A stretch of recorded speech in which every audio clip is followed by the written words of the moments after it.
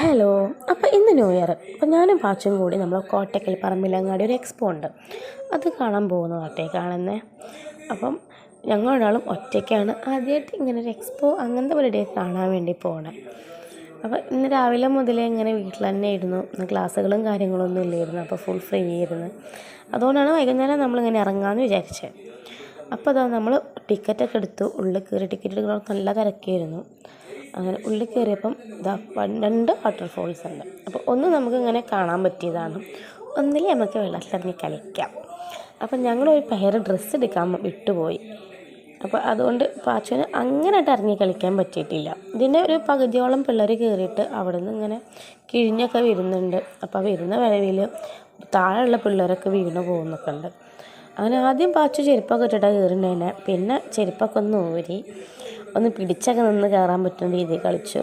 പിന്നെ ആൾ ഒന്ന് കുറച്ച് മുകളിലേക്ക് പോവും, അതേപടി താഴേക്ക് ഇറങ്ങി വരും. അപ്പം നമ്മളിതിനുള്ളിൽ കയറിയിട്ട് കുറേ നേരം നിന്നിട്ടു.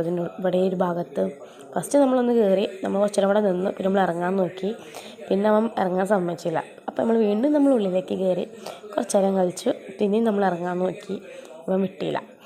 അങ്ങനെ ആൾ മേൽ നനയാതെ ആൾ മാക്സിമം നോക്കിയിട്ടുണ്ട്. പിന്നെ ഇവിടെ ഉള്ളത് എന്തൊക്കെയാ വെച്ചിട്ടുണ്ടെങ്കിൽ കുറച്ച് സ്റ്റോളുകളുണ്ട്, കുറച്ച് ചോക്ലേറ്റ്, അതുപോലെ തന്നെ ഫാൻസി ഐറ്റംസ്, കുട്ടികളുടെ ടോയ്സ്, അങ്ങനെയൊക്കെയുള്ള കുറച്ച് സ്റ്റോളുകളുണ്ട്.